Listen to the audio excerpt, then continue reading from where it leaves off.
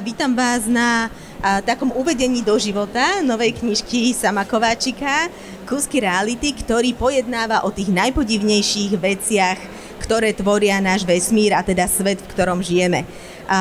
Sama Kováčika predpokladám väčšina ľudí pozná, ale tak v skratke ho predstavím. Takže je to známy popularizátor vedy, ktorý v roku 2016 založil projekt Vedátor, na ktorý stále prispieva, a je to aj teoretický fyzik, ktorý pôsobí na matfíze Univerzity Komenského. Ahoj, Samo. Ahoj a ahojte. Takže toto je tvoja druhá knižka, máme ich tu obe, kdežto obyčajné zázraky boli skôr o tom, ako vzniká dúha, prečo je list zelený a teda také tie otázky, nad ktorými sa určite zamyslel, alebo teda pravdepodobne zamyslel aspoň raz v živote každý z nás. Tak Kúsky reality sú o tých najbizarnejších javoch, ktoré sú v našom vesmíre a ktoré hovoria o cestovaní v čase, kvantovej fyzike, čiernych dierach. Ako teda vznikol nápad posunúť sa od vecí, ktoré vidíme, na veci, ktoré nevidíme? No, dlhá odpoveď je taká, že ja keď som išiel študovať fyziku, tak mňa k štúdiu fyziky dostali tie divné veci. Že mňa fascinovalo, že môžem tráviť roky tým, že si čítam a premýšľam a počítam to, ako sa správajú čierne diery, ako sa správa kvantový priestor a podobne, takže mňa k fyzike dostala tá podivná fyzika. Keď som začal robiť vedátora, tak sa mi začala páčiť aj tá obyčajná fyzika, že dúha, oblaky a tak ďalej.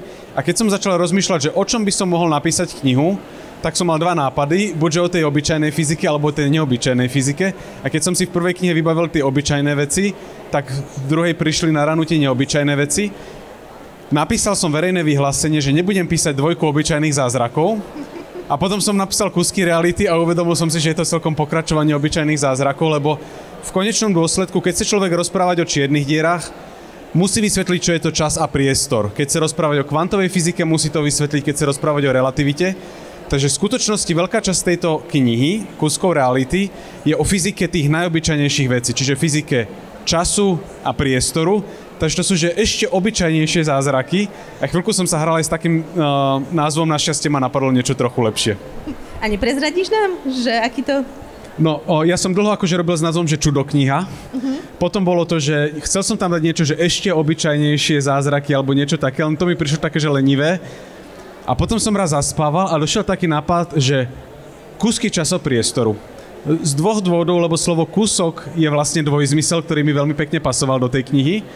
A povedal som to svojej snúbenici, ona, že Ale zistil som, že nemá problém so slovom kúsok, ale so slovom časopriestor, ktorý sa potom nahradil slovom realita. Takým som sa na to vyspal a ráno to už boli Kúsky reality.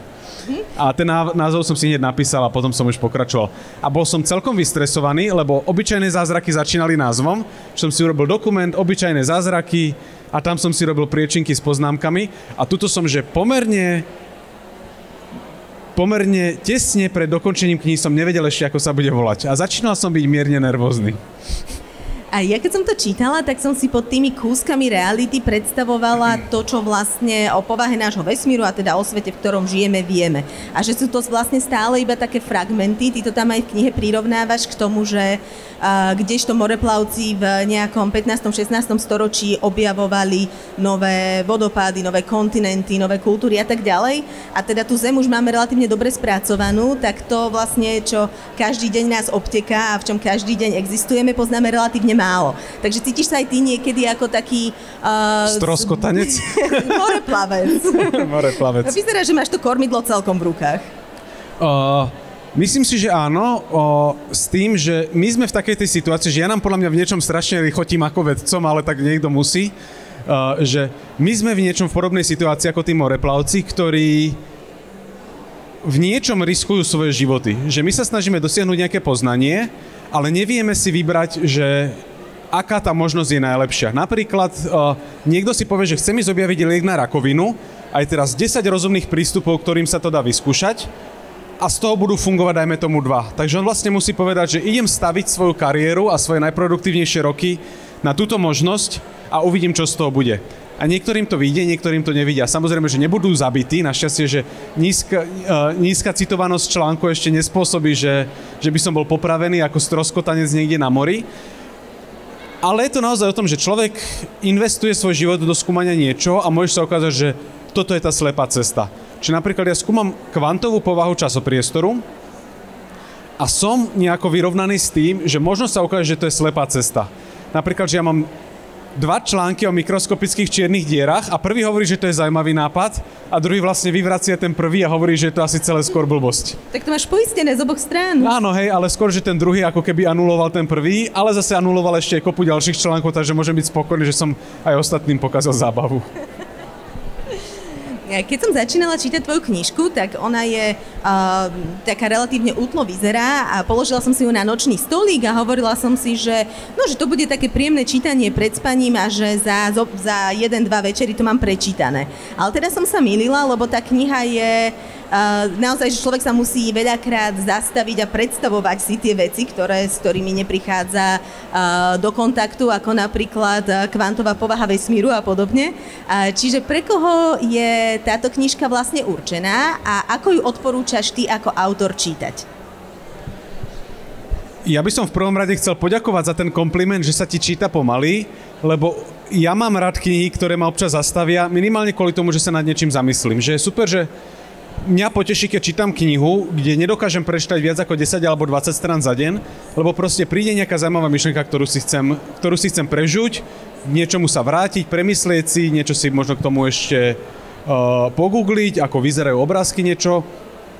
A myslím si, že táto kniha spĺňa túto vec, že sa nedá prečítať na jeden nádych, lebo človek si prečíta 30 strán a dúfam, že sa dozvie niečo nové o čase a bude si to chcieť premyslieť. Takže asi to odporúčam ľuďom, ktorí nečakajú takú knižku, ktorú si prelistujú a za 2 dní ju môžu potom odložiť.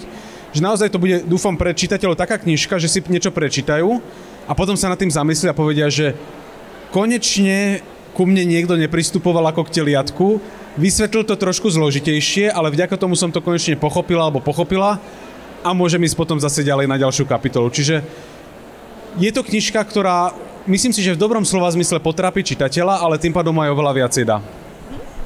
A v knihe píšeš, že sa snažíš čitateľovi sprostredkovať alebo pretlmočiť úžas nad podivnosťou a neobyčajnosťou vesmíru. A čo ty ako teoretický fyzik považuješ v našom vesmíre za najpodivnejšie alebo najbizarnejšie? Zákerná otázka. Rozmýšľam, že po niekom zopakujem túto odpoveď, ale tá odpoveď je, že neuveriteľná účinnosť matematiky. Že nejakou záhadou v tomto vesmíre existuje nejaký nástroj, ktorý nám umožňuje uchopiť všetky tie zložité veci, ktoré sa vo vesmíre dejú. Všetky je možno trošku silné tvrdenie, ale doteraz ja za seba nemám vyjasnené, že či tá matematika existuje, alebo či ju objavujeme a neustále ma to fascinuje, že človek si sadne nad papier, niečo si popočíta a zistí, ako sa bude správať častica, ktorú jemne pod svetelnou rýchlosťou strelíš do nejakého terču. Že my sme si na tento zázrak zvykli, že matematika existuje a umožní nám spočítať, či lietadlo bude lietať predtým, než do ňoho nasadnú ľudia a skúsia to. Ale stále je to fascinujúce a neviem vôbec, prečo to tak funguje, že čím sme si to zaslúžili. Viem, že hlavne na strednej škole nemáte pocit, že tá matematika je za odmenu, ale v skutočnosti, že to je darček, ktorému nerozumieme, od koho sme ho vlastne dostali a do akej miery vlastne funguje. Že či náhodou aj tá matematika nezačne narážať na svoje limity. Takže toto ma veľmi fascinuje a v tejto knižke sa tomu venujeme relatívne málo. Že to už som si povedal, že už je aj tak dosť zložitá, že netreba to ešte týmto preúsťovať, ale že neuveriteľná účinnosť matematiky pri opise vesmíru. Čiže dalo by sa povedať, že matematika je v podstate jazykom, ktorým na nás prehovára príroda a jej zákony? Neviem. Je možné, že matematika je dobrý prekladový slovník medzi tým, ako vesmír vnímame my a ako on vníma samého seba. Že je to dobrý jazyk, ale nie, že ním hovorí samotná príroda, lebo je stále možné, že matematiku vlastne vytvárame my. Že to bude celkom zaujímavé, keď narazíme na mimozemskú civilizáciu, tak sa ho opýtame, že ako derivujú súčin funkcia, pozrieme sa, že na čo prišli, alebo že aké majú axiómy geometrie a že či dospejú k tomu inému, alebo nie. A toto je stále nevyjasnená otázka, že či je matematika niečo univerzálne, v zmysle, že to je vesmírne, a my to len odtiaľ pozorujeme, alebo či to je nástroj, ktorý sme si vyrobili my, aby sme sa s tým vesmírom mohli rozprávať efektívnejšie. Takže v skutočnosti, že neviem. Ja, čo sa týka takých tých vesmírnych bizarností, najradšej čítam o entropii, lebo to, ako vesmír od takého poriadku smeruje k stále väčšiemu chaosu a neporiadku, mi dáva takú nádej, že žijem teda v súlade s vesmírom. Prečo má rád vesmír chaos? Chaos a entropia sú dve rôzne veci, lebo toto musím byť, že toto je že technický žargon. Chaos je situácia, kedy drobná zmena systému spôsobí veľkú zmenu výsledku. Čiže predpovede počasia sú veľmi citlivé na to, či sa jeden oblak neposunie o 10 km vedľa, lebo zrazu naprší na inom mieste, spôsobí iný výpar a zrazu môže niekde búrka prísť alebo neprísť len kvôli tomu jednému oblaku. Čiže to je chaos, veľká citlivosť systému, precitlivosť fyzikálneho systému a entropia je miera neusporiadanosti, ktorá neustále rastie. Ešte sme v tom dobrom štádiu vesmíru, že tá entropia rastie. Kedysi bol vesmír veľmi usporiadaný, dostáva sa do neusporiadaného stavu a v konečnom dôsledku dospeje do usporiadaného stavu, kedy bude totálna nuda. Všetko bude na svojom mieste, nič sa nebude nikam hýbať, nebude mať potrebu sa premieňať a vtedy vlastne skončí vesmír tak, ako ho poznáme, že keď si vygooglíš koľko sa dožije vesmír, tak ti to dá číslo, že jednotka a za ňou 100 nul cca a to je, že odhad, kedy nastane tento stav. V rokoch teda. Takže vesmír nie nutne, že by mal rád tú entropiu, ale to, že sa entropia vo vesmíre mení, nám umožňuje vnímať, že sa ten vesmír mení. Že to je tá vec, ktorá sa mení jedným smerom. Takmer všetko je vo vesmíre obojstranné, že keď hodím kameň hore, tak on priletí dole. A keby som hodil z druhého miesta, tak on zrkadlovo urobí ten istý pohyb. Ale entropia je jediná vec, ktorú vo vesmíre poznáme, že sa nezrkadli. Čiže ide z nízkej hodnoty do vysokej hodnoty. Takže to je vlastne tá vec, ktorej vďačíme za to, že je rozdiel medzi minulosťou a budúcnosťou. To je, že celkom vysoký štátny rád by si zaslúžila za takéto niečo.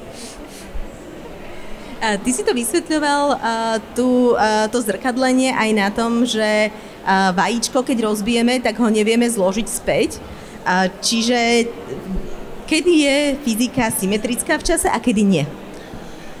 Čiže prakticky všetky zmeny sú nevratné v čase. To znamená, že keď ich urobíte, tak sa stane niečo, pričom sa čas energie zmení na teplo, rozleje sa do okolia a už ju nedokážete získať späť.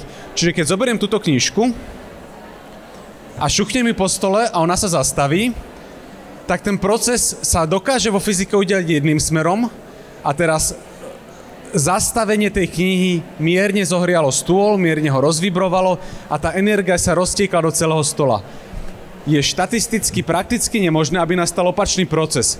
Že keby sa zrazu energia tohto stola natlačila do knihy a rozhýbala ju jedným smerom, tak si myslíte, že je tu nejaký duch, ktorý tou knihou pohol. Čiže takmer vždy sú deje jednosmerné. Ak im ale umožníme fungovať nejako izolovane, to znamená, že hodím kameň a zanedbám odpor vzduchu, lebo vysejeme vzduch z celej miestnosti, budú zaskočení. Väčšina návštevníkov bibliotéky bude zaskočená, že prečo nemôže nadýchnúť, tak ale urobíme rýchlo experiment, že hodíme kameň takto a hodíme ho naopak a ten proces bude úplne identický. A keby som natočil na kameru, ako hádžem kameň a film by som pustil odzadu, tak by si to nikto nevšimol. Keby som natočil na kameru, ako sa šúcha kniha po stole a zastaví sa to a pustím to odzadu, tak každý by vedel, že toto je podvod. A je taký ten pekný príklad, že keď vidíte video rozbijajúceho sa vajíčka, tak viete, ktorým smerom je pustené. Že vajíčko sa nikdy spontánne nespojí z takého toho praženicového stavu do normálneho uceleného vajíčka, ale zistil som, že toto nie je úplne pravda. Ja mám doma dva protipríklady tohto tvrdenia. Odborne sú nazývané sliepky.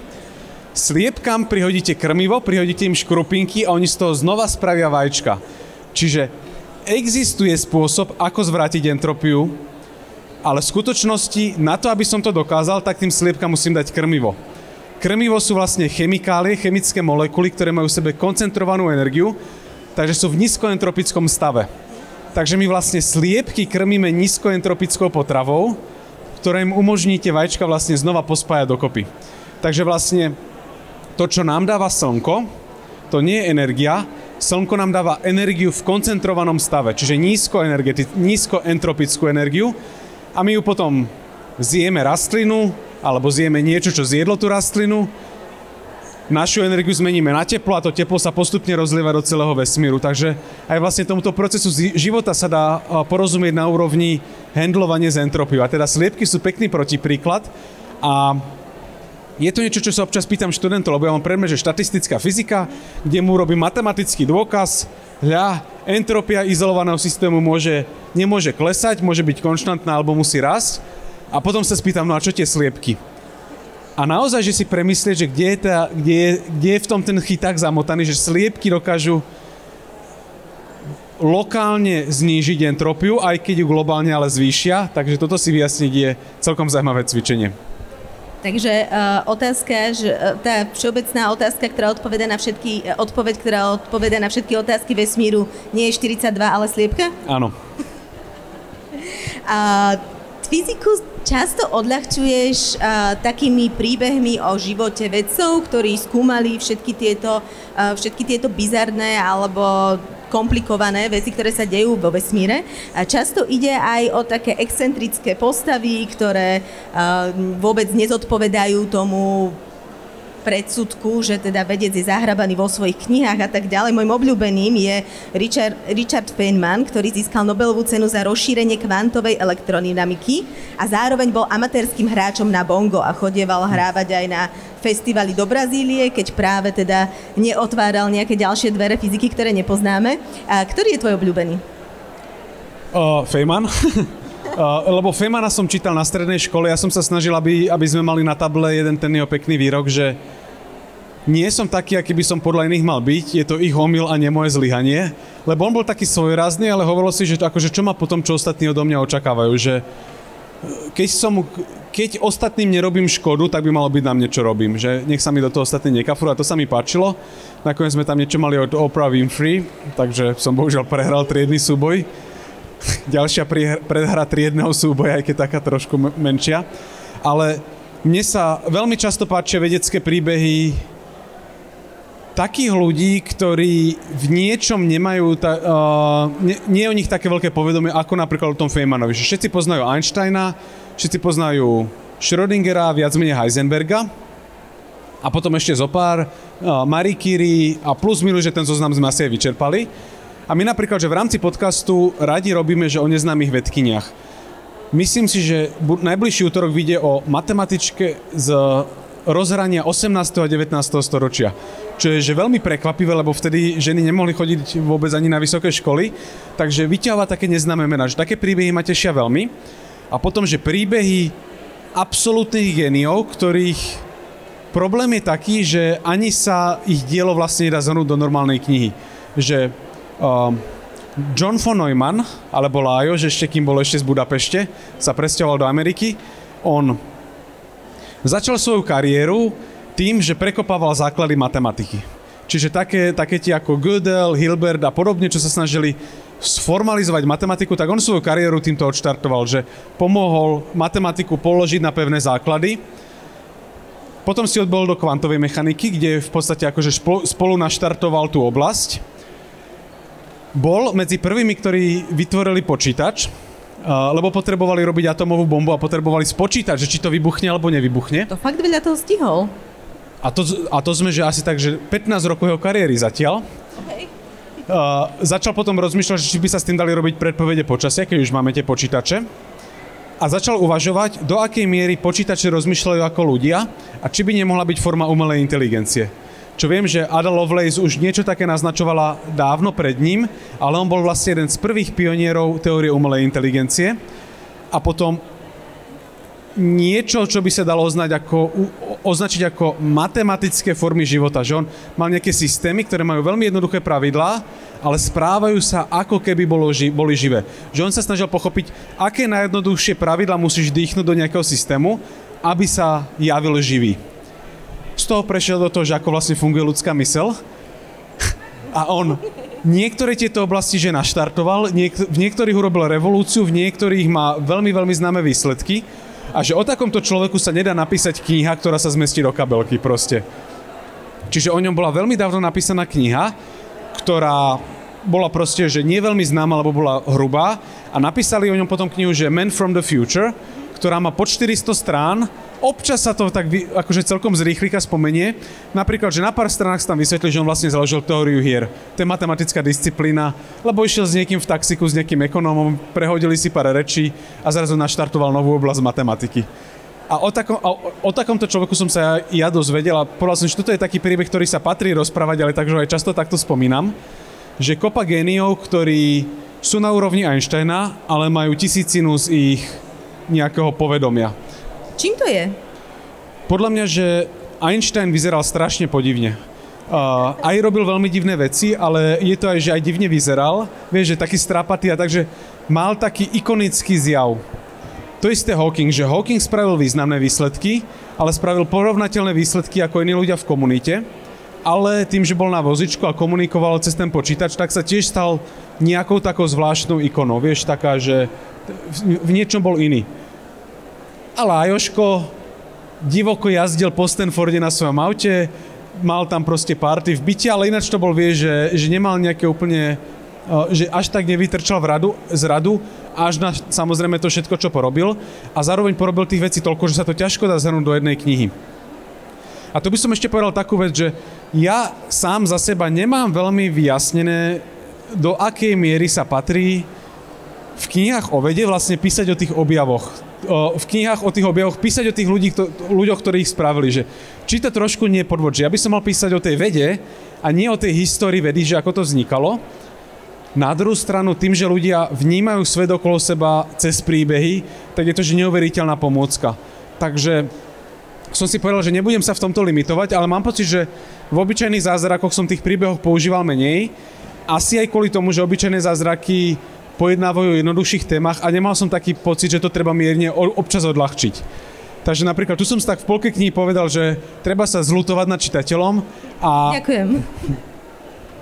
A každý aspekt kvantovej fyziky je prerozprávaný cez príbeh nejakého významného človeka. Tam bolo extra ťažké povyberať cca 10 z nich, ale tam som už celkom sa na tie príbehy spoliehal. Ja by som bol strašne rád, ak by som dokázal napísať knihu, kde nespomeniem absolútne nič a kým sme sa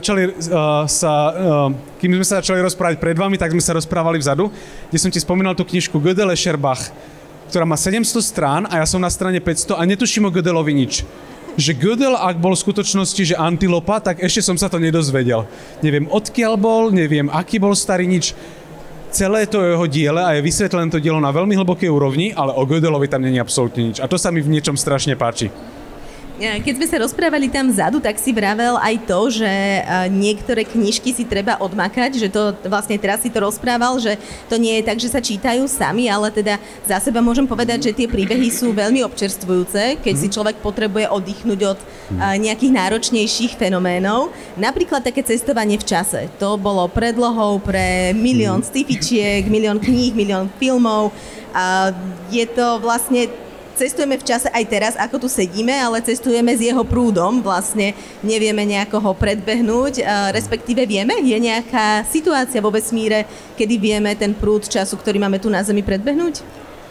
No, podľa toho, ktorým smerom chceš ísť, že to, čo ty vieš robiť, je, že tvoj čas začne plynúť pomalšie ako môj čas, takže keby si chcela dospieť do takého štádia, že ty už budeš... striebrovlasá starenka a ja budem stále vo svojom veku plus minus. Opačne? Môžeme sa aj vymeniť, tak aj to je možné. To prvé máš pod svoju kontrolu, lebo keby si mňa zaparkovala k blízkosti čiernej diery a potom by si ma vrátila späť, tak ty už by si bola starenka a ja by som bol mlaďuch stále. Viac menej. A toto bolo vo filme Interstellar presne, že on išiel vlastne k blízkosti čiernej diery a keď sa vrátil, tak zrazu bol mladší ako jeho dcéra. Čo je ukážka toho, že toto funguje. Samozrejme, je to ťažké dosiahnuť. Ak nemáte k dispozícii čiernu dieru, druhá možnosť je dosiahnuť veľmi vysoké rýchlosti, čo je veľmi náročné pre človeka, lebo človek váži veľa, ale s elementárnymi časticami to robíme na počkanie, že sú elementárne častice, ktoré sa rozpadnú za miliontinu sekundy, chceme s nimi robiť experiment, tak spôsob, ktorým dosiahnuť ich dlhovekosť, je urýchliť ich prakticky na rýchlosť svetla a zrazu prežijú niekoľko sekúnd a dá sa s nimi experimentovať. Takže toto funguje úplne bežne. A nie je to lacné na nešťastie. Kým nemáme tú čiernu dieru, možno nejaká pokročilá civilizácia si nájde malú čiernu dieru, odstaví si ju ako svoj vlastný mesiac a potom tam bude, vieš, mlieko odkladať. Alebo niečo také, že aby dlhšie vydržalo. Ako je od nás vzdialená najbližšia čierna diera, ktorú sme doteraz našli od Zeme? Ktorú sme našli, tipujem, že to budú že stovky svetelných rokov. Ak nie tisíce, to znamená, že to je bezpečná vzdialenosť. Teda ono by to bolo bezpečné, keby to bolo na úrovni mesiaca. Ale skutočná odpoveď je, že nevieme. Lebo bohužiaľ zistíš, že ja sa strašne rád zakecávam. Ale v prvej knihe som spomínal, že Jupiter, Saturn, Urán, Neptún je prvá planéta, ktorá bola objavená pomocou matematiky. Že spočítalo sa, ako sa pohybuje Urán a nie úplne to matematicky sedelo. Tak sa prišlo na to, že možno je za Uránom ďalšia planéta a tá planéta občas tak gravitačne šťuchne do Uránu a tým pádom mení jeho periódu oproti tým newtonovským očakávaniam. A tú planetu sme objavili, nazval sa Neptún. Neptún mal tiež nejaké nerovnomernosti, tak sa povedalo, že mala by existovať 9. planéta, ktorá je obrovská. Plus minus sa ľudia pozreli na oblohe a uvideli tam planetu, povedali, že super, budeme ju volať Pluto. A keď sa zlepšovali pozorovania, tak tá planéta sa v úvodzovkách scvrkávala a zrazu z toho vznikol taký malý čudlík, ktorý sme potom ešte aj vyhodili, takže Pluto bol tiež tak trošku objavený matematicky, ale omylom a náhodou. No a sú objekty v našej slnečnej sústave, ktoré sa stále pohybujú divne. Takže možné vysvetlenie, že naša slnečná sústava má 9. planétu a ľudia ako Avi Loeb, tuším, že to bol on, alebo niekto navrhol, že čo keď to v skutočnosti nie je 9. planéta, ale je to malá čierna diera. Problém s malou čiernou dierou je, že tieto gravitačné anomálie by vysvetlila čierna diera zhruba o rozmere... Rozmýšľam, čo by to bolo, že to by bolo menšie, tuším, ešte ako hrášok. Že Zem, alebo niečo možno veľké ako greb. Naozaj, že malinký čierny greb. Čiže greb, do ktorej je stlačené strašne veľa hmoty. Áno, presne, ktorá tam bola stlačená tesne po veľkom tresku a teraz si robí veľké kolečka okolo Slnka a občas popoťahuje ten Neptún a nejaké iné objekty. Bolo by to super cool, keby sa to podarilo a Ed Witten, jeden z najznámejších strunárov, má článok, kde navrhuje, ako to odhaliť pomocou malých satelitov. Čiže divočina, že on sa tomu vôbec venuje, ale rozmýšľa sa nad tým, že možno aj naša slnečná sústava obsahuje svoju malú čiernu dieru. Prečo by to bolo super? Nie sú malé čierne diery práve že tie agresívnejšie? Že keď k ním stojíš keď si od nich relatívne ďaleko, tak už si za tým horizontom udalostí, ktorý ťa pohltí, na rozdiel od veľkých čiernych dier, ku ktorým by sa dalo v nejakom vesmírnom turizme v budúcnosti ísť aj pozrieť? Áno, že toto je taká tá nebezpečná, že žužo sa začne deť až vtedy, keď si odsúdená na smrť. Takže to sú tie nepríjemné. A tie veľké sú také, že sa vieš priblížiť a môžeš mať formu, ako si naznačila, vesmírnej turistiky, kde sa priblížiš k supermasívnej čiernej diere, niekto zostane na palube lode a potom sa vrátiš späť a ukážeš mu, že tvoje hodinky zrazu ukazujú iný čas. Čiže to mám vlastne tuto na obrázku znázornené. Je vesmírna turistka, ktorá si fotí čiernu dieru ešte. Tu je tá kružnica, horizont udalosti, ona sa priblížila a robí si z toho fotky. Takže Kamila Krkošová nakreslila do knižky takúto peknú ilustráciu. A tie malé sú agresívne, ale mňa by to tešilo kvôli tomu, že ja skúmam malé čierne diery, takže úplne sobecky by som prijal existenciu. By si to nemal ďaleko do roboty. Ja som ako biológ, ktorý skúma piranie, tak tiež ma teší, že tie piranie existujú, lebo ich môžem skúmať. A vrátim sa ešte k tomu toku času. Už sme sa rozprávali o tom, ako ísť v podstate do budúcnosti, ale čo do minulosti? Známi teoretickí fyzici a astrofyzici, napríklad Kip Thorne hovorí, že to teda nikdy nebude možné a že príroda nám v tom zabraňuje. A prečo príroda nám nedovoľuje ísť späť? No, Kip Thorne dáva otáznik za touto otázkou, že či sa dá cestovať späť v čase, lebo keď zoberieme Einsteinové teórie pre gravitáciu, ktoré tam, kde sme ich otestovali, fungujú presne tak, ako pozorujeme, že sa správa náš vesmír. Takže ich považujeme za veľmi dobrý opis prírody. A teraz sa ich snažíme napnúť do takých divokých situácií, kde by nám napríklad umožnili cestovať späť v čase. To znamená, že mať uzavrenú časopodobnú slučku, čiže máš pocit, že ideš dopredu v čase a zrazu si nielen tam, kde si už bola, ale aj v tom čase, keď si tam už bola. A matematika nám v tomto dáva zelenú. Že Einsteinové teórie rovnice, Einsteinové rovnice gravitácie umožňujú také riešenia, ktoré majú aspekt cestovania v čase. Problém však je, že tieto rovnice si vyžadujú existenciu exotickej formy hmoty alebo energie v našom vesmíre, o ktorej nevieme, či existuje, respektíve či existuje v dostatočnom množstve. Ak áno, tak by to naozaj mohlo existovať a sú príklady, kde vieme, že by to malo fungovať v stredoch rotujúcich čiernych dier. Môžeš ísť do supermasívnej čiernej diery, aj napriek tým varovaniam a páskam prekročíš ten horizont udalostí a v strede rotujúcej čiernej diery sa dá cestovať v čase. Problém je, že už sa nevrátiš späť, aby si to mlieko odtiaľ vyniesla a mlieko, ktoré bude odkysnuté. Takže toto sa dá. No a teraz Hawking tvrdil, že sa v čase nebude dať cestovať, lebo že to príroda nejakým spôsobom zakáže. On to nazval, že hypotéza o ochrane minulosti, alebo teda ochrana dejepisárov, že minulosť sa nedá nejak zmeniť, lebo ak by som otvoril stroj času, ktorý by mi umožnil vrátiť sa do minulosti, tak okrem mňa by tam mohli cestovať rôzne formy elektromagnetického žiarenia, kvantové fluktuácie a tak ďalej, a tie by sa naakumulovali a vytvorili by nekonečne veľa energie a buď by spôsobili zničenie toho stroja, alebo tej cesty, alebo niečo na tento štýl. Čiže je aj celkom možné vysvetlenie, že ak by sme sa pokúsili vytvoriť stroj času, tak on by vlastne hneď sám seba zničil. A Hawking urobil experiment, prosím pekne, časocestovateľský, zorganizovalo oslavu, na ktorú poslal pozvánky deň po tej oslave. A tam bol taký veľký nápis na oslave, že časocestovatelia, vitajte. A je tam taká smutná fotka, vieš, s takou čapičkou a on už na tom vozíku a sám je na tej oslave. Nikto neprišiel, takže ukázal, že keby že nejaký... Tak. A keď opisuješ tieto veci, tak rozmýšľam nad tým, že teoretickí fyzici vlastne musia používať fantáziu, ktorá asi ešte aj predstihuje fantáziu autorov literatúry. Napríklad, keď si ty písal tieto knižky, tak si opisoval javy, ktoré už niekto opísal pred tebou. A iba si vymýšľal, že ako ich popísať čo najzrozumiteľnejšie. Ale keď naozaj ako tí ľudia sa vydávajú za hranice fyziky, ktorú poznáme, alebo aj keď ty skúmaš čierne diery, tak vlastne opisuješ niečo alebo hľadáš vzorce v niečom, čo si nikdy nevidel. Čiže akú fantáziu musí mať dobrý teoretický fyzik a v čom sa líši napríklad tvoja kreatívna práca od toho, keď skúmaš čierne diery a keď píšeš knižku?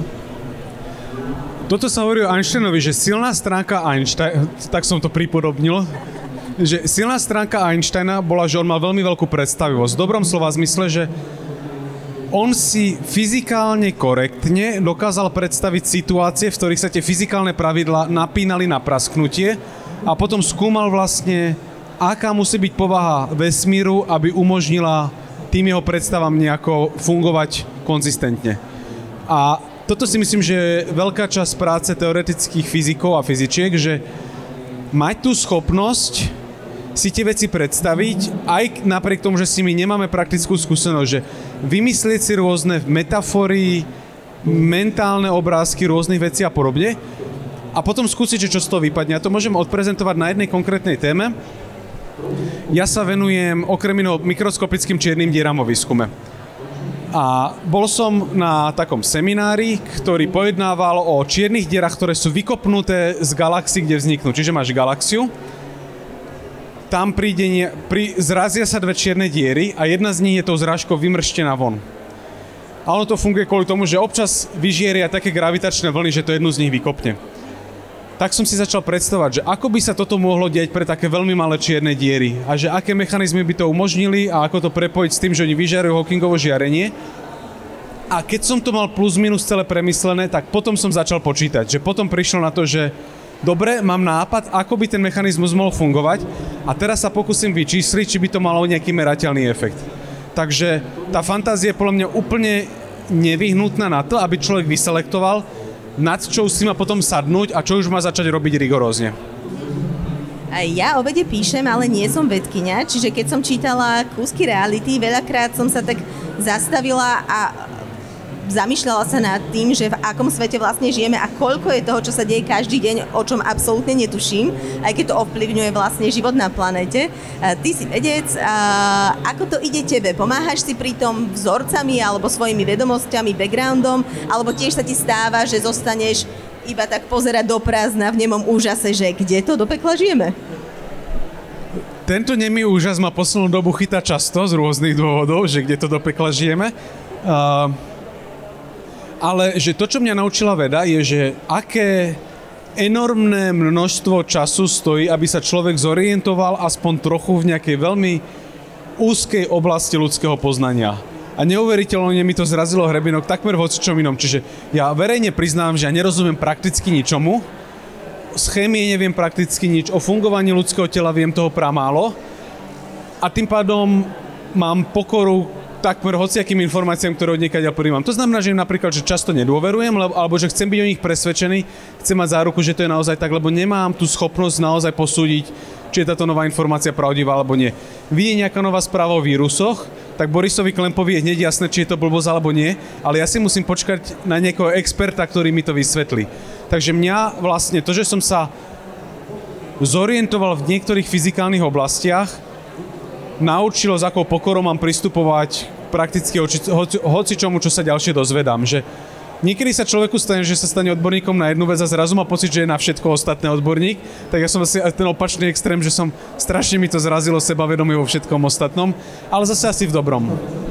Keď sa bavíme o tomto, tak mňa hrozne fascinuje to, že vieme vypočítať vznik vesmíru, vieme vypočítať jeho zánik a je to proste obrovsky dlhá doba, v ktorom je život ako taký a nehovoriac už o tom, ako my, ako ľudia, iba úplne kratučká epizóda vlastne v živote toho vesmíru. Aký máš z toho pocit? Je to pre teba oslobodzujúce alebo naopak trochu desivé? Asi oslobodzujúce, v tom slova zmysle, že si vážim, aký sme vzácny okamžik nášho vesmíru, že náš vesmír je v niečom ako taký, neviem, či je to úplne že správne pripodobnenie, ale že ako nejaký že výbuch granátu, že niekam hodíš granát, on vybuchne a potom už tam zostane ležať kopa smetia, ktoré ten výbuch vyrobil. A že v skutočnosti všetko to žužu sa deje počas toho výbuchu, že zrazu sa to začne rozpínať a mení sa to, je tam veľa teploty a víri sa to a to je ten pekný stav. Možno taký menej drastický by bolo, že premiešavanie kávy, že máš hrnček s horúcou kávou, máš hrnček mlieka, leží to osve a potom to premiešaš a vznikne z toho taká tá bledohnedá tekutina a to už je ten nudný stav, kedy sa nič nemení. Ale keď to mlieko začneš prilievať a vznikajú tam tie krásne víry, že to je to krásne, komplexné štádium, ktoré umožňuje vzniku divokých a rôznorodých štruktúr a že my sme vo vesmíre toto divoké štádium, kedy sa to ešte utriasáva do toho poriadku a teda vlastne si vážim tú výnimočnosť, ktorú sme týmto dostali. Že väčšinu vesmíru bude vo vesmíre strašná nuda. Už sme sa rozprávali o tom, že takí tí velikáni teoretickej fyziky a astrofyziky, napriek tomu, že veľakrát majú okolo seba tieto odvetvia také šmá, že tomu porozumejú iba naozaj geniálni ľudia, tak sú prekvapivo dobrí v popularizácii týchto poznatkov. Že vlastne snažia sa to porozprávať, snažia sa to čo najjednoduchšie povedať ďalej. A čím to podľa teba je, že vlastne takí tí najznámejší popularizátori ako Hawking, Kip-Thorne sme už spomínali a tak ďalej, sú takýmito vášnivými popularizátormi vedy. Je to tým, že sa dozvedia niečo také strašne ohromujúce a chcú to hneď porozprávať ďalej? Alebo aké pocity máš ty pri tom, keď to píšeš? No, Kip-Thorne, keď bol na Slovensku, tak s ním robil kolega od nás vedatora Eurotekel rozhovor na takej jednej akcii a opýtal sa Kipa-Thorna, nobelistu, autora filmu Interstellar, autora mnohých výborných knížiek, že prečo on vlastne robí fyziku? A on mu na to odpovedal, že it's so much fun. Že je to proste, že taká zábava môcť cez tie rovnice si ten vesmír ošahávať, skúmať, napínať to naše poznanie do úplných limitov. A myslím si, že to, čo ženie mnohých tých významných fyzikov, je vlastne to, že oni majú nadšenie z tej vedy. Že to je vlastne, že oni by sa mohli živiť, či každý z nich by sa mohol živiť ako veľmi dobrý asi programátor, niektorí z nich by mohli byť, ja neviem, aké mediálne hviezdy a podobne, asi by zarábali dokonca oveľa viacej, ale tá fyzika je proste so much fun, že ťažko to niečím nahradiť a že napríklad ja to mám tiež tak, že ja by som v princípe sa pravdepodobne asi mohol živiť tým, že by som len písal o vede, že by som robil popularizáciu, ale pre mňa je o toľko zábavnejšie robiť vedu, že oveľa viacej ma teší rozmýšľať nad niečím proste, že ako by sme toto mohli dať dokopy a či to môžeme overiť a či nejaké teleskopy nám dajú k tomuto potrebné dáta, že toto mňa oveľa viacej nadchýňa, ako rozmýšľať nad tým, že ako napísať nejakú knižku. Sú nejaké štádia, kedy ma teší, že robiť na tých knižkách, ale väčšinou času ma baví proste premýšľať o čiernych dierach a ako posunúť tie hranice ľudského poznania o pol kroka ďalej. A kedy si povedal, lebo predpokladám, že najskôr si bol vedec, až potom popularizátor, kedy si povedal, že fyzika je tak strašne super, že ja o tom musím ľuďom povedať? To, že je fyzika super, som si uvedomil dávno, ale moja prvá reakcia bola, že niekto by o tom mal viacej písať. A bol som taký pohoršený, že a prečo nedajú viacej priestor a tam, a že prečo to nikto nenapíše. A v istom bode som si povedal, že počúvaj, ty trkvas, že však ty študuješ fyziku, už si doktorant, tak ty by si mal tiež písať o tej fyzike, že nemáš to nechávať všetko na ostatných. Takže bolo to také najprv, že čakanie na Godota, Godot neprišiel, tak som sa do toho pustil sám, ale teda nie s tým, že by nikto iný nepísal, ale že je nejaká úroveň rozprávania a písania o fyzike a vede celkovo, ktorá mi chýbala, ktorú som chcel vlastne ako doplniť, že bolo veľa písania o vede na novinárskej úrovni, ktorá má nejaké štandardy, ktorá má napríklad nejaké nutkania, potrebu byť aktuálna a tak ďalej. A ja som chcel mať tú možnosť, že dozviem sa niečo zaujímavé o matematičke z rozhrania 18. 19. storočia a spravím si o tom podcast a je mi úplne jedno, že to nie je aktuálna téma, že tam nie je aktivačný moment, že tam nie je nič. Jediný argument, prečo o tom rozprávať, je, že je to zaujímavé. A takúto slobodu som si potom chcel poskytnúť. A toto mi aj tak chýbalo, že tá nenovinárska úroveň poskytuje človeku možnosť, že napíšem článok, prečíta si ho pár stoviek ľudí a je mi to úplne jedno. Že ja som seba potešil, niečo som si naštudoval, občas človek napíše článok, ktorý vystrelí, občas ktorý nevystrelí, ale nemusím sa tým trápiť. A toto je pre mňa v niečom veľmi oslobodzujúce. Uvádzame tú knižku do života, knižku Kúsky reality. Už vieš, o akých zázrakoch alebo o akých kúskoch nášho vesmíru budeš písať na budúce? Ja som, ako som povedal, že keď som písal prvú, tak som si povedal, že dvojka nebude. Problém je, že jeden z dôvodov, prečo som do toho nechcel ísť, je, že ja mám prekliatie trilógiami. Tak som si povedal, že keď napíšem dvojku, tak to už je človek upísaný na trojku. A viem si predstaviť, o čom by mala byť. Mal by tam pokračovať ten trend na štýl, že toto boli obyčajné veci, toto sú v niečom ešte obyčajnejšie veci, ten čas a priestor, a ísť ešte o krok ďalej, ale viacej zatiaľ neprezradím, lebo som v tom štádiu, že úplne prvého premýšľania. Takže teraz že toto je to štádium, ktoré ma veľmi teší, že na začiatku si premyslieť a už mám taký dokument, kde si píšem postupne body, potom vznikne nejaká nástenka, kde sa to pokúsim začať zoraďovať, tak som robil vlastne obyčajné zázraky, že sticky notes som mal nalepené na stene a posúval som ich dopredu, dozadu a rozmýšľal, ako cez tie fenomény v správnom poradí popribližovať fyziku. Kúsky reality vznikali oveľa viacej na nejakom autopilote, že začnem a uvidím, kam sa to vyvinie, a 4-krát som to menil za pochodu. A túto ďalšiu mám plus minus premyslené, čo by to mohlo byť, zatiaľ neprezradím, ale niekto si možno domyslí z toho trendu. A podobne ako v obyčajných zázrakoch boli jemne naznačené témy, ktoré sa v kúskoch reality potom objavili, že posledné kapitoly obyčajných zázrakov spomínajú trošku kvantovú fyziku, trošku spomínajú hlavne vesmír, o čom sú potom kúsky reality vlastne celé. Tak aj v kúskoch reality sa objavia isté náznaky toho, o čom by potom dúfam, že niekedy mohla vzniknúť tá trojka. A v rámci vedy, ktorý kúsok reality by si chcel vidieť odkrytý v najbližšej budúcnosti?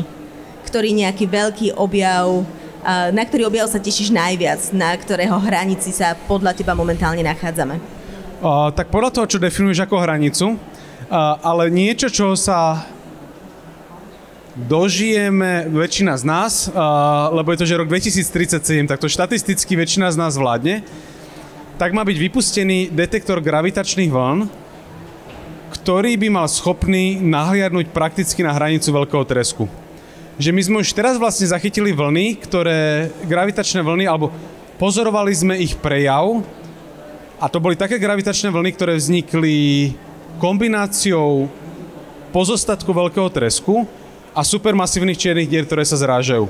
Takže to boli, že dva signály cez seba a nevieme ich očistiť. A je teraz stanovený dizajn konštelácie teleskopov, ktoré by mali byť schopné sústrediť sa iba na tie primordiálne gravitačné vlny, ktoré sú citlivé na tú fyziku, ktorá sa diala, že zlomok sekundy po veľkom tresku. A to bude... Na to sa teším. Čiže budeme oveľa bližšie k zrodu vesmíru, ako sme boli doteraz. Áno, lebo my máme stanovený limit, kam môžeme dovidieť. 400 000 rokov po veľkom tresku sa vesmír spriehľadnil pre svetlo. Dovtedy to bola horúca plazma, nič sme nevideli.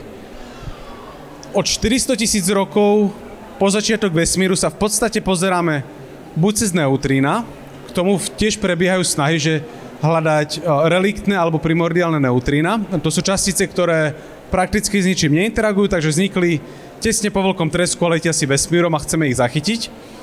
Zatiaľ neúspešne, ale tiež sú na to už nejaké dizajny experimentov. Ale ináč sa tam pozeráme len matematikou, že matematika je naše okienko, to znamená, že my spočítame, čo sa dialo prvé 3 minúty, napríklad, že aký má vzniknúť pomer vodíka a helia. A potom sa pozrieme na prvé hviezdy vo vesmíre a porovnáme to s pozorovaniami, že či naozaj primordiálne zloženie vesmíru malo taký pomer vodíka a helia, ako sme si spočítali. A odpovede, že áno, že naozaj sa správne pozeráme na ten veľký tresk, ale priamo vidieť tie gravitačné vlny, ktoré vznikali zlomky sekundy po veľkom tresku, tak to by bolo, že neprekonateľná sonda, veľmi citlivá na rôznorodé fyziky, ktoré prekračujú naše aktuálne poznanie, že ľudia v teórii strún robia predpovede preto, aké gravitačné vlny by sme mali vidieť. Ľudia, ktorí robia maticové kozmológie, robia predpovede a potom príde čas, kedy uvidíme snať, aké je zloženie, aké je zastúpenie rôznych vlnových dĺžok a povieme, že vy ste mali pravdu a vy si pobalte veci a vypratajte kancelárie. Takže 2037? Tiež by 34. Tak už sa teším aj ja na to. A dobre, máme posledných pár minút. Máme nejaké otázky z publika? Tu vpredu sú dva mladí chalani a to ja typicky viem, že to prichádzajú zákerné otázky, že mladí chalani sediaci v prvom rade dávajú zákerné otázky, takže sa kľudne pýtajte. A teraz si ich predbehol týmto zákerným vyzvaním, že spýtajte sa niečo. Dobre, takže nič, žiadne otázky o povahe vesmíru, časopriestoru a tak ďalej? No, prišla. Prečo sú malé čierne diery agresívnejšie ako tie veľké? Ďakujeme. Lebo platí taká nepriama úmera, že čím je niečo väčšie, tým je síce čím je to väčšie, tým je to ťažšie, ale nachádzaš sa ďalej od tej hmotnosti. Lebo keby si Zem nafúkol dvojnásobne do objemu, tak by bola dvojnásobne ťažšia, ale väčšina tej hmoty by bola od teba ďalej, takže by si na povrchu bol slabšie priťahovaný, ako si teraz. Čiže takzvané gravitačné zrýchlenie na povrchu je slabšie, keď máš objekt, ktorý je nafúknutý. Môže byť ťažší, ale ten povrch je nafúknutejší a teraz si od neho ďalej. Supermasívne čierne diery majú tú zaujímavú oblasť, kde sa zastavuje čas asi 1 000 000 kilometrov od svojho povrchu, od svojho stredu. Takže ty sa nachádzaš 1 000 000 kilometrov v podstate od tej čiernej diery a už cítiš tie veľmi zaujímavé efekty, ale si ešte bezpečne vzdialený. A bezpečná vzdialenosť znamená napríklad to, že tvoje nohy nie sú priťahované oveľa silnejšie ako tvoja hlava. Keby si bol veľmi blízko tej čiernej diery, tak tvoje nohy sú priťahované o toľko silnejšie ako tvoja hlava, že ťa to natiahne ako takú špagetu. Takže tá blízkosť je nebezpečná. A aby si takú tú grapefruitovú čiernu dieru ucítil tie divné vlastnosti, tak by sa musel približiť, dajme tomu, na vzdialenosť niekoľkých kilometrov a to už by si bol v tej nebezpečnej oblasti. Takže tie veľké čierne diery nám umožňujú využívať ich zvláštne vlastnosti z bezpečnej vzdialenosti a tie malé nie. Tie malé sú ako také čivovy, ku ktorým sa musíš priblížiť, keď ich chceš poškrapkať a tie veľké sú proste ako takí vyčilovaní labradory, ktorých akože pokojne nič, nemusíš sa ich báť. A dokonca ešte platí, že čím je väčšia čierna diera, tým je pokojnejšia na fotkách. Preto prvá čierna diera, ktorú sme odfotili, je síce vzdialenejšia od nás ako tá naša v strede našej galaxie. Je 1000-krát väčšia a tým pádom je zhruba 1000-krát pokojnejšia. Takže ona na fotke sa dala odfotiť pomerne rýchlo a tá naša bola na fotke rozmazaná, takže sa musela zlepšiť technológia, aby aj tá naša miliónová čierna diera na tej fotke vyzerala ostro. Takže naozaj, že tu sú to také čivavky podráždené, tie malé čierne diery. Ďakujem za odpoveď aj za otázku. Máte nejaké ďalšie otázky? Tak, ak už nie sú žiadne ďalšie, ja sa ťa ešte spýtam, sme na knižnom festivale, hovorili sme o literatúre faktu, ale keby si mne aj našim divákom mal odporučiť nejaké dobré sci-fičko, ktoré máš rád, ktoré hovorí o vesmíre a z ktorého sa možno dá aj niečo naučiť, že nie je úplne až tak vedľa. Čo by to bolo? Myslím si, že knihy Andyho Weira mám strašne rád. To je teda, že Marťan, Artemis a Posledná šanca, ktoré veľmi ľudsky vysvetľujú veľmi zaujímavú fyziku a často sú napísané takmer úplne korektne. Napríklad v Poslednej šanci je jedna chyba, ktorá súvisí s entropiou, takže výzva prečítať si kúsky reality a potom nájsť v Poslednej šanci chybu. A poteší vás to, že ste ju našli, lebo je to drobný detail, ale kľúčový. Takže to sú super knihy. Mne sa veľmi páčila séria Kosec, ktorá nie je to úplne sci-fi v takom klasickom slova zmysle, ale podľa mňa to v niečom pojednáva o tom, ako by sme sa mohli ako ľudstvo postaviť k umelej superinteligencii a ako by sa zmenil život, keby nám tá umelá superinteligencia prekopala základy nášho bytia. Neviem, či si to čítala, ale tam vlastne umelá superinteligencia vznikla a umožnila ľuďom neumierať. A zrazu ti vznikne problém, že dobre, keď ale ľudia neumierajú, občas sa nejaký narodí, tak nám tu začnú pribúdať. Takže vznikla tzv. Sekta, alebo neviem, či sekta je správne slovo, kasta kostcov, ktorí raz za čas niekoho vytipovali a každý mal svoj filozofický postoj podľa tomu, ako si vyberá, že niekto za trest, niekto úplne náhodne a tak ďalej. A krásne filozofické témy to otvára. Čiže je to v niečom sci-fi, v niečom filozofia, ale všetko podané v young adult literatúre. To je v niečom úplne že parádne, že super sa to číta a premýšľa pri tom človek, takže to je možno druhé odporúčanie. A tretie je... Už to budem musieť zapisovať na list Ježiškovi. Tretie, rozmýšľam, že či bolo preložené a povedal by som, že to v niečom kombinácia týchto dvoch. Volá sa to, že Bobbyverse, akože vesmír a Bob. Lebo... Koľko máme času? Ja sa zase budem rozkecať. Neboj sa, ja ťa sledujem. OK, čiže existuje možnosť, že sa môžete dať po smrti zamraziť, lebo budete dúfať, že o 200 rokov bude dosť pokročilá medicína, že vaše choroby vyliečia a budete o 200 rokov nesmrteľní. Takže sú ľudia, čo zaplatili teraz, neviem koľko to stojí, $150,000, aby boli po smrti zamrazení. Takže typek si toto zaplatí a zrazí ho auto zrazu. A teraz len tak trošku vyspojlujem, ale len ako takú návnadu. Čiže ho zamrazia a zrazu nič a on sa zrazu preberá. A zistí, že prebehlo veľa rokov, na svete prebehla nejaká obrovská vojna, kultúrno-náboženská a jeho vlastne vybrali ako myseľ, ktorá bude ovládať raketu cestujúcu do vesmíru. Že hľa, tu máme mozog, ktorý vieme nadrátikovať na vesmírnu loď a ideš ju ovládať. A on je vlastne ako umelá inteligencia, neviem vlastne, či je správny pojem umelá inteligencia, v niečom je to strojová myseľ, ktorá ale vzýšla z tej ľudskej, volá sa Bob, preto je to, že Bobbyverse. A vlastne zažívame príbeh, ako takáto počítačová myseľ začne kolonizovať svet. A on je zároveň veľký nerd, takže narazí na planetu, kde sú domorodci, kde je život. Tak ich začne sledovať. A ďalší sa venuje matematike a fyzike. A ďalší robí, že on sa začne klonovať a každá verzia tej mysle sa venuje niečomu inému a to je, že tak rozkošná myšlienka, tak výborne a smiešne napísaná. A je to kombinácia toho Marťana, lebo je to tak rozprávané z prvej osoby, ale zároveň je to tak ľahko čitateľné ako ten Kosec. Takže toto je môj tip a tuším, že 3-4 knižky odtiaľ vyšle, je to, že úplne, že šupa. Super, a kde uvidíme najbližšie teba? Aké ďalšie popularizačné aktivity máš aj s touto knižkou Kúsky reality naplánované? Keby niekto chcel počuť viac o vesmíre a jeho bizarnej povahe. Budem mať čítačku v Artfore, Nepamätám si presný dátum, ale na stránke vedator.space je to všetko spísané. Ale druhú si pamätám, 20. novembra v Novej Cvernovke bude taká akcia, kde bude mať prednášku s názvom Kúsky reality. Haha, brutálne sofistikovaný názov. Ale budú to vlastne, že 4 15-minútové prednášky o nejakých zaujímavých kúskoch reality. Čiže v tom slova zmysle, ako si ty použila slovo kúsok. Je to v 2 iných termínoch použité v knihe, tak potom to môžu tiež ľudia skúmať, že čo to vlastne všetko môže znamenať. Ale v Novej Cvernovke budem mať teda 4 také krátke prednášky, ktoré musím dovtedy vymyslieť, ale už zhruba mám, že o čom by mohli byť. A zároveň tam bude beseda s krstným otcom Peťom Bivajsom Buranom, ktorý robí YouTubeové videá, veľmi zaujímavé, edukačné, a ktorý vlastne naštartoval vznik tejto knihy, lebo chcel robiť video o cestovaní v čase a keď on robí fyziku, on je biochemik, tak mi povie, že či mu nepripravím podklady.